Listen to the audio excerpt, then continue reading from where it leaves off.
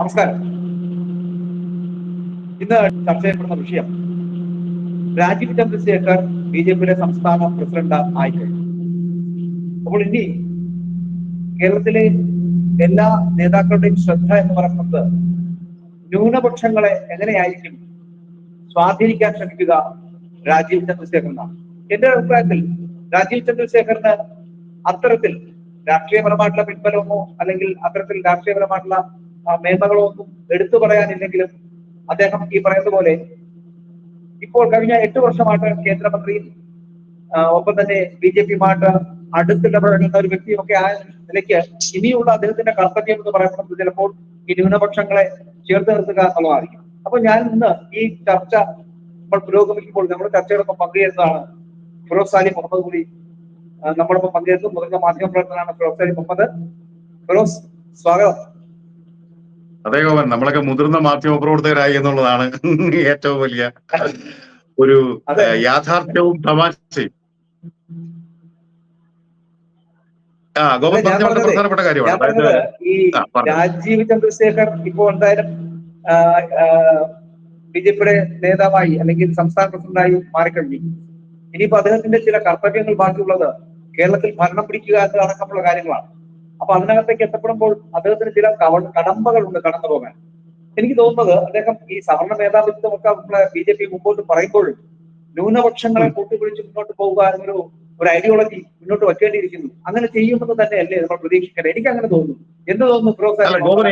ഏറ്റവും പ്രധാനമായിട്ടുള്ളത് ഇപ്പൊ കഴിഞ്ഞ ദിവസവും അതുപോലെ അതിനു മുമ്പ് ഇപ്പോ കെ സുരേന്ദ്രന്റെ സമയത്തായിരുന്നാലും ബി.ജെ.പി കാണുന്ന ഒരു സ്വപ്നം എന്ന് പറഞ്ഞാൽ കേരളം ഭരിക്കുക, കേരളത്തിൽ വൈകാതെ ബി.ജെ.പിക്ക് ഒരു മുഖ്യമന്ത്രി ഉണ്ടാകുമെന്ന സ്വപ്നമാണ്.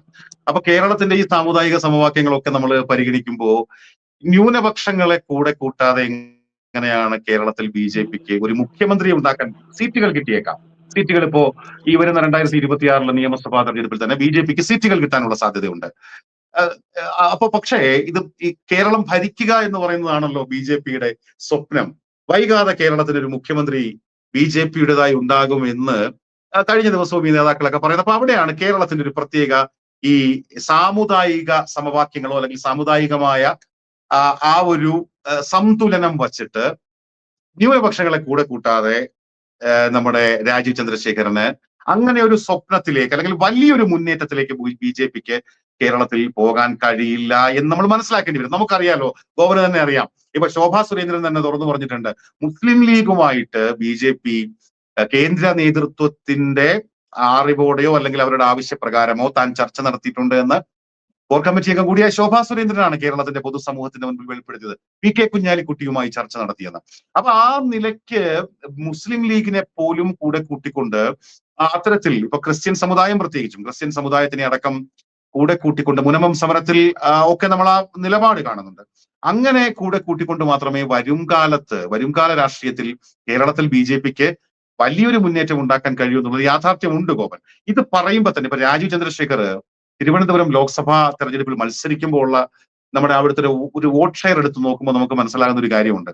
രാജീവ് ചന്ദ്രശേഖർ ഒരു ചെറിയ നമ്മൾ ഉദ്ദേശിച്ചതിനും അപ്പുറമുള്ള ഒരു വൻ സ്രാവാണെന്ന് നമുക്ക് ആ വോട്ട് ഷെയർ, വോട്ട് പാറ്റേൺ ഒക്കെ കാണുമ്പോൾ മനസ്സിലാകും. അതായത് നെയ്യാറ്റിൻകരയിലും പാറശാലയിലും കോവളത്തും പോലും കോൺഗ്രസിന്റെ ന്യൂനപക്ഷങ്ങളുടേതെന്ന് നമ്മൾ കരുതുന്ന വോട്ട് ബാങ്കുകളിൽ ഇരച്ചു കയറിക്കൊണ്ട് വലിയ മുന്നേറ്റം ഉണ്ടാക്കാൻ 2024 തൊട്ട് മുൻപ് കഴിഞ്ഞ ലോക്സഭാ തെരഞ്ഞെടുപ്പിൽ രാജീവ് ചന്ദ്രശേഖറിന് കഴിഞ്ഞു. ഞാൻ പറഞ്ഞത് കേരളത്തിൽ മുഴുവൻ അങ്ങനെ കഴിയുമെന്നല്ല, പക്ഷേ അദ്ദേഹം മത്സരിച്ച ഒരു തെരഞ്ഞെടുപ്പിലെങ്കിലും, ആകെ ഒരു തെരഞ്ഞെടുപ്പിലാണല്ലോ അദ്ദേഹം കേരളത്തിൽ മത്സരിച്ചത്, ആ കന്നിയംഗത്തിൽ പോലും അദ്ദേഹത്തിന് നെയ്യാറ്റിൻകര, പാറശാല, കോവളം പോലെയുള്ള ന്യൂനപക്ഷ ബെൽറ്റുകളിൽ, അത് പ്രത്യേകിച്ചും ഈ ക്രിസ്ത്യൻ ഈ വോട്ട് ബാങ്കുകളൊക്കെയാണ്, ലാറ്റിൻ കാത്തലിക്സിന്റെ വോട്ട് ബാങ്കുകളൊക്കെയാണ്.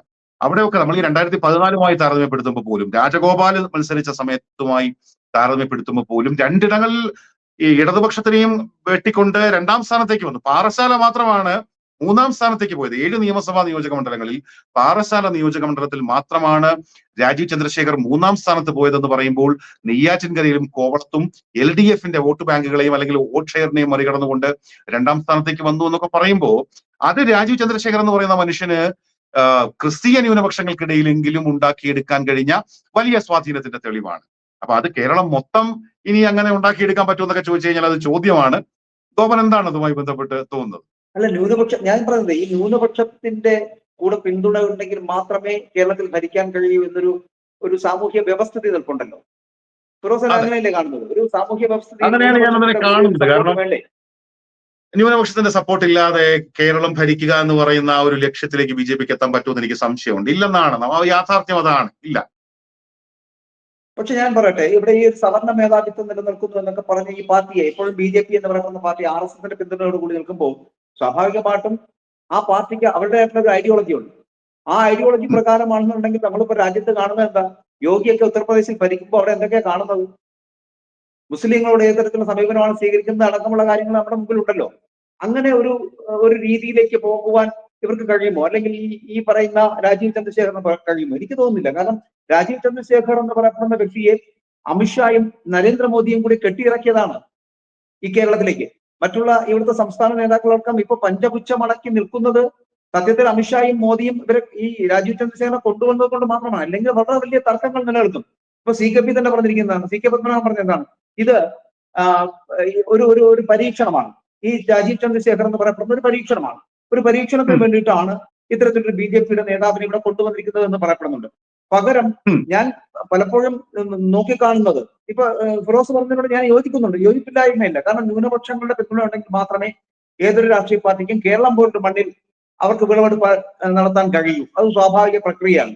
ഒപ്പം തന്നെ ഇവിടെ ഭരണം നിയന്ത്രിക്കുക, ഭരണത്തിലേക്ക് എത്തുക എന്നുള്ള ചില രീതികൾ തുടരുന്നുണ്ട്.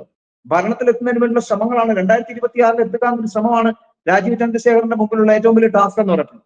പക്ഷെ ആ ടാസ്ക് ഒന്നും മറികടക്കാൻ രാജീവ് ചന്ദ്രശേഖറിനെ കൊണ്ട് കഴിയില്ല. ഈ വരുന്ന ഒരു വർഷം കൊണ്ട് അതൊക്കെ കഴിയുമെന്ന് തോന്നുന്നുണ്ടോ? ന്യൂനപക്ഷത്തിനെ പ്രീണപ്പെടുത്തി അല്ലെങ്കിൽ ഭൂരിപക്ഷത്തിനെ ചൊൽപ്പടിയിൽ നിർത്തിക്കൊണ്ടൊക്കെ അത്തരത്തിലൊരു സമീപനം സ്വീകരിച്ച് ഇവിടെ ഒരു BJP സർക്കാർ ഉണ്ടാകുമെന്നൊക്കെ സ്വപ്നം പോലും കാണാൻ കഴിയുമോ? സ്വപ്നത്തിൽ നമുക്ക് പറയാൻ പറ്റുമോ അങ്ങനെ? എന്ത് തോന്നുന്നു? അല്ല, ഞാനിപ്പോ ഇന്നും ഇന്നലെയായിട്ട് വന്നൊരു വാർത്തയുണ്ട്. അതായത് ആ ക്യാമ്പയിന്റെ പേര് സമ്പത് കാ മോദി, അങ്ങനെ എന്തോ ആണ്. സൗഗന്ദ് ഈ മോദി, അങ്ങനെ ഒരു ക്യാമ്പയിൻ. അതായത് എനിക്ക് തോന്നുന്നത് ഇതിനു മുൻപ് ദേശീയ തലത്തിൽ BJP അങ്ങനെ ഒരു ക്യാമ്പയിൻ സമാന സ്വഭാവമുള്ള ഒരു ക്യാമ്പയിൻ അനൗൺസ് ചെയ്തിട്ടില്ല എന്നാണ്. പുതിയ പരിപാടിയാണത്.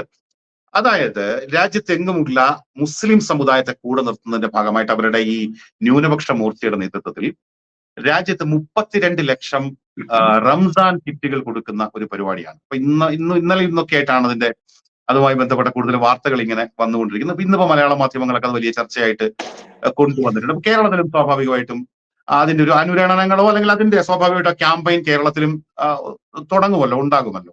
അപ്പൊ നേരത്തെ ഇതുപോലെ തന്നെ ഗോപൻ ഓർമ്മയുണ്ടാവും.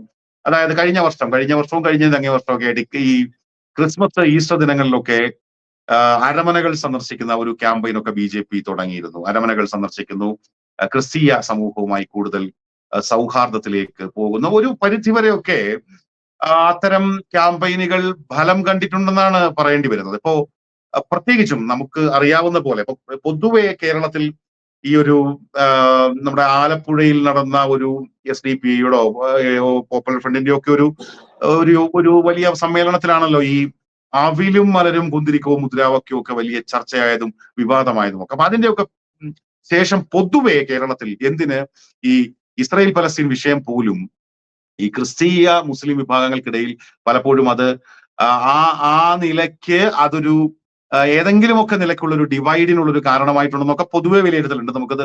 അതിന് നേരിട്ട് തെളിവുകളൊന്നുമില്ല. അപ്പൊ അവിടേക്ക് ആ സ്പേസിലേക്ക് വന്നുകൊണ്ട് ക്രിസ്തീയ സമൂഹത്തെയും കൂടി ഞങ്ങളാണ് രക്ഷിക്കാൻ പോകുന്നത് എന്ന ഒരു ബോധം ഉണ്ടാക്കിയെടുക്കുക. പിണറായി വിജയൻ മുസ്ലിങ്ങളെ പ്രീണിപ്പിക്കുകയാണ്, കോൺഗ്രസ്സുകാരും മുസ്ലിങ്ങളെ പ്രീണിപ്പിക്കുകയാണ്, CPMകാരും കോൺഗ്രസ്സുകാരും ഒക്കെ ഇപ്പോ ഈ പറയപ്പെടുന്ന പൊതുവിഷയങ്ങളിലൊക്കെ ഒരു പ്രോ ക്രിസ്ത്യൻ നിലപാടല്ല എടുക്കുന്നത് എന്നൊക്കെയുള്ള ഒരു ക്യാമ്പയിൻ നടത്താനും, അതിപ്പം നമുക്കറിയാലോ, നമ്മൾ വലിയ സാക്ഷരത സമ്പന്നരാണ്, വിദ്യാസമ്പന്നരാണെന്നൊക്കെ പറയുമ്പോഴും നമ്മുടെ സമൂഹം കൂടുതൽ മനസ്സുകൊണ്ട് ചെറുതായിക്കൊണ്ടിരിക്കുന്ന സംഭവങ്ങൾ നമ്മുടെ പൊതുസമൂഹത്തിൽ നമുക്ക് ഒരുപാട് അടുത്ത സമയങ്ങളിൽ കാണാൻ പറ്റിയിട്ടുണ്ട്. നമ്മുടെ ചെറുപ്പക്കാർക്കിടയിൽ പോലും നമ്മളത് കാണുന്നുണ്ട്.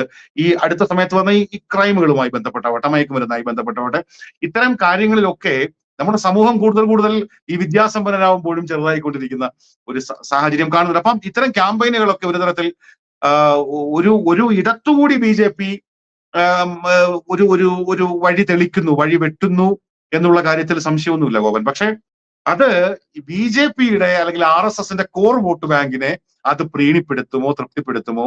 അതുപോലെ BJP-യോട് ഇപ്പോ ഒപ്പം നിൽക്കുന്ന കാസ പോലെയുള്ള സംഘടനകൾ അവരെ ഇപ്പോ മുസ്ലിങ്ങളുമായിട്ട് BJP അടുത്തു കഴിഞ്ഞാൽ അവർക്ക് പിന്നെ പ്രസക്തി ഇല്ലല്ലോ. മുസ്ലിങ്ങളുമായിട്ട് BJP അടുത്തു കഴിഞ്ഞാൽ പിന്നെ കാസ എന്താണെന്ന് ചോദിക്കും. അതാണ് അതെ, അത്തരത്തിലുള്ള സമീപനങ്ങൾ പറഞ്ഞോളൂ. സ്വീകരിക്കുന്ന ബാക്കിയുള്ള സംഘടനകൾ അതിന് സമ്മതിക്കുമോ എന്നുള്ള കാര്യത്തിൽ സംശയമുണ്ട്. അതാണ് ഞാൻ ആദ്യം അതെ, സൂചിപ്പിച്ചത്. ന്യൂനപക്ഷങ്ങളെ കൂട്ടുപിടിച്ചുകൊണ്ട് ഒരു ഭരണം ഇവിടെ പിടിക്കുക എന്നുള്ളത് യാഥാർത്ഥ്യമാക്കുവാൻ വളരെ ബുദ്ധിമുട്ടാണ്. ഞാൻ ഇനി ഒരു പോസിബിലിറ്റി പറഞ്ഞോട്ടെ ഫിറോസ്, ഒരു പോസിബിലിറ്റി 2026 ചിലപ്പോൾ സംഭവിച്ചേക്കാവുന്ന ഒരു പോസിബിലിറ്റി.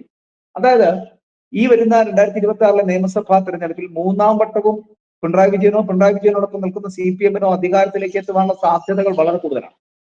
അങ്ങനെ തോന്നുന്നില്ലേ? അതായത് ഈ 2026 ഈ പറയുന്ന LDF-ന്റെ മേന്മ കൊണ്ടല്ല, പകരം കോൺഗ്രസിന്റെ അല്ലെങ്കിൽ UDF-ന്റെ വീഴ്ചകൾ കൊണ്ടായിരിക്കും അത്തരത്തിലൊരു 3ാം ഭരണം ഉണ്ടാകുന്നുണ്ടെങ്കിൽ ഉണ്ടാകുന്നത്. ഇനി ഒരു കാര്യം കൂടെ പറയാം. ഞാൻ അവിടെയാണ് ന്യൂനപക്ഷത്തിനെ ആര് കൊണ്ടുപോകുമെന്നുള്ളത്. ഈ മുസ്ലിം ലീഗ് എന്ന് പറയപ്പെടുന്ന രണ്ട് പ്രാവശ്യമാണ്, ഏകദേശം 10 വർഷത്തോളമാകുന്നു അവർ ഭരണത്തിൽ നിന്ന് മാറി നിൽക്കാൻ തുടങ്ങി. ഇനി ഒരു വട്ടം കൂടി അങ്ങനെ ഭരണത്തിൽ നിന്ന് മാറി നിൽക്കുവാനുള്ള തയ്യാറെടുപ്പിലെ അല്ല PK കുഞ്ഞാലിക്കുട്ടിയുടെ മുസ്ലിം ലീഗ് എന്ന് പറയുന്നത്. അതുകൊണ്ട് തന്നെ അടുത്ത വർഷം ഭരണം വരുന്നത് ആർക്കാണെങ്കിലും, അത് LDF-നോ UDF-നോ ആണെങ്കിലും മുസ്ലിം ലീഗ് ആ മുന്നണിയിൽ ഉണ്ടാകും എന്നുള്ള കാര്യത്തിൽ സംശയമില്ല. ഇവിടെ ന്യൂനപക്ഷത്തിനെ പിടിക്കാൻ നടക്കുന്ന രാജീവ് ചന്ദ്രശേഖരൻ അങ്ങനെ പിടികിട്ടുന്ന ഒരു പിടികിട്ടാൻ പറ്റുന്ന ഒരു സാധനമല്ല, അത്തരത്തിലുള്ള മത്സ്യമല്ല ഈ മുസ്ലിം ലീഗ് എന്ന് പറയുന്നത്. കാരണം മുസ്ലിം ലീഗ് എപ്പോഴും ഈ പറയുന്ന ഭരണം ഇരിക്കുന്നവരുടെ ഒപ്പം നിൽക്കാൻ ആഗ്രഹിക്കുന്ന ഒരു പാർട്ടിയാണ്, ഒരു സംഘടനയാണ്. അതുകൊണ്ട് തന്നെ LDF-ഉം UDF-ഉം അവർക്ക് ഈ പറഞ്ഞതുപോലെ ഭാവഭേദമില്ലാതെ അവരോടൊപ്പം കൂടാൻ അവർ സജ്ജരാണ്. കാരണം ഈ 21 സീറ്റെങ്കിലും, മിനിമം ഒരു 21 സീറ്റെങ്കിലും മുസ്ലിം ലീഗ് മലപ്പുറത്ത് നേടിയെടുക്കും. ആ 21 സീറ്റ് മാത്രം മതിയാകും ഈ 3ാമത് ഒരു വട്ടം കൂടി LDF-ന് കേരളം ഭരിക്കാൻ. അപ്പോൾ അങ്ങനെയാണെങ്കിൽ മുസ്ലിം ലീഗ് എന്ന് പറയപ്പെടുന്ന LDF-നൊപ്പം ചേർന്ന് നിന്നുകൊണ്ട് 3ാമത് വീണ്ടും LDF-നെ അധികാരത്തിലെത്തിക്കുവാൻ കഴിയും. മാത്രമല്ല ഒരു കാര്യം കൂടെ പറയാം, ഈ PK കുഞ്ഞാലിക്കുട്ടിക്ക് അല്ലെങ്കിൽ അതുപോലെ ആരെങ്കിലും ഒരാൾക്ക് മുസ്ലിം ലീഗിന്റെ ഒരു നേതാവിന് ഒരു മുഖ്യമന്ത്രി സ്ഥാനം ഒരു 1.5 വർഷത്തേക്ക് നൽകിയാൽ പോരെ? അതുകൂടിയാകുമ്പോൾ മുസ്ലിം ലീഗിന്റെ ഒരു മുഖ്യമന്ത്രിയാകും, LDF-ന് ഒരു 3ാം ഭരണവുമാകും. പിന്നെ ഒരിക്കലും LDF എന്ന് പറയപ്പെടുന്നതിനെ തകർക്കാൻ പറ്റുന്നത് അതാണ്, LDF-നെ തകർക്കാൻ പറ്റുന്നത് അതാണ്. അപ്പൊ അങ്ങനെ ന്യൂനപക്ഷങ്ങളെ കൂട്ടുപിടിച്ചുകൊണ്ട് LDF അധികാരത്തിലേക്ക് വരുവാനുള്ള സാധ്യതയുണ്ട്. അവിടെയാണ് ഞാൻ പറഞ്ഞത്, LDF അധികാരത്തിൽ എത്താൻ പോകുന്നുണ്ടെങ്കിൽ BJP-ക്ക് അതിനുള്ള സാധ്യതകൾ ഇല്ലാതാക്കി കൊടുക്കും മുസ്ലിം ലീഗ് എന്നുള്ളതാണ്. നേരത്തെ നമ്മൾ പറഞ്ഞതുപോലെ ചില സംഘടനകൾ, ഈ ഹിന്ദു സംഘടനകളിൽ പലരും തന്നെ ചിലപ്പോൾ ഈ മുസ്ലിം സംഘടനകളുമായിട്ട് പൊരുത്തപ്പെട്ടു പോകുന്നതിന് തയ്യാറായില്ല.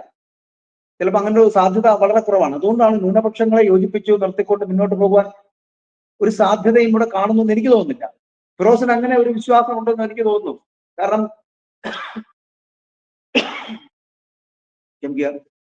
ഈ ന്യൂനപക്ഷങ്ങളെ കൂട്ടുപിടിച്ച് മുന്നോട്ട് പോകുവാൻ തന്നെ ശ്രമിക്കുന്ന ഒരു സംഭവം ഈ കേരളത്തിൽ ഉണ്ടാകും. കാരണം കേരളത്തിൽ ന്യൂനപക്ഷങ്ങൾ അത്രയും നമുക്ക് എടുത്ത് തള്ളിക്കളയാൻ പറ്റുന്ന ഒരു വിഭാഗമല്ല. ന്യൂനപക്ഷങ്ങൾ അത്തരത്തിൽ അവയെ സ്വീകരിച്ച് മുന്നോട്ട് പോകാൻ കഴിയുമോ എന്നുള്ള കാര്യത്തിൽ സംശയം.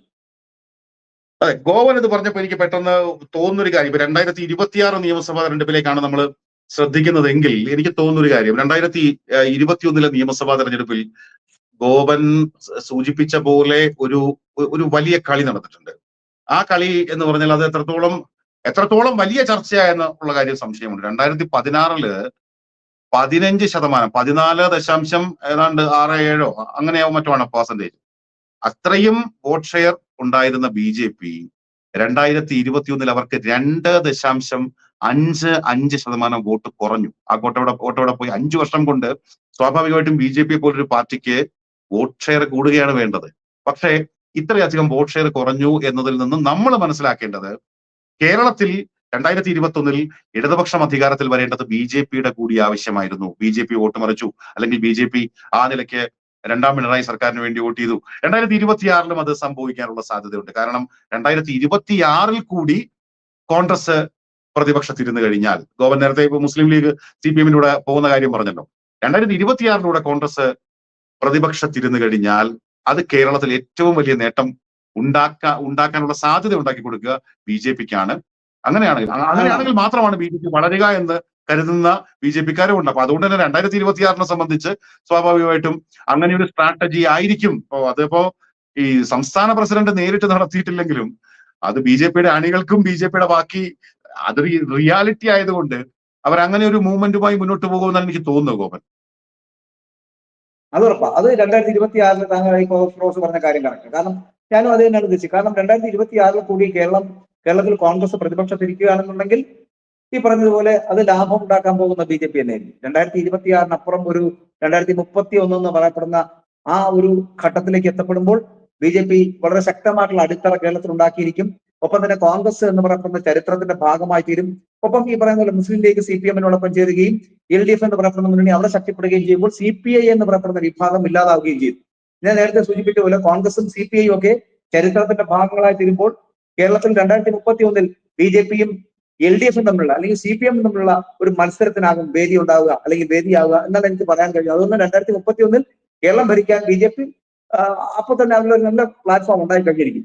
അത് ഉറപ്പാണ്. കാരണം നശിക്കാൻ പോകുന്ന കോൺഗ്രസ്സാണ്.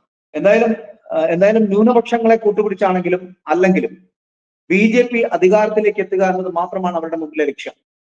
വരുന്ന തിരഞ്ഞെടുപ്പിൽ 2026 അല്ലെങ്കിൽ 2031 2031 എന്തായാലും BJP അധികാരത്തിൽ കേരളത്തിൽ എത്തും എന്നുള്ള കാര്യത്തിൽ സംശയമില്ല. പക്ഷെ 2026 ഇവർ കൊയ്യുന്ന സ്വപ്നങ്ങളൊക്കെ യാഥാർത്ഥ്യമാകുമോ എന്നുള്ള കാര്യത്തിൽ സംശയമുണ്ട്. ന്യൂനപക്ഷങ്ങൾ എന്നുള്ളത് ആരോടൊപ്പം നിൽക്കുമെന്നുള്ളത് കാത്തിരുന്ന് കാണേണ്ടതുമാണ്. നമസ്കാരം.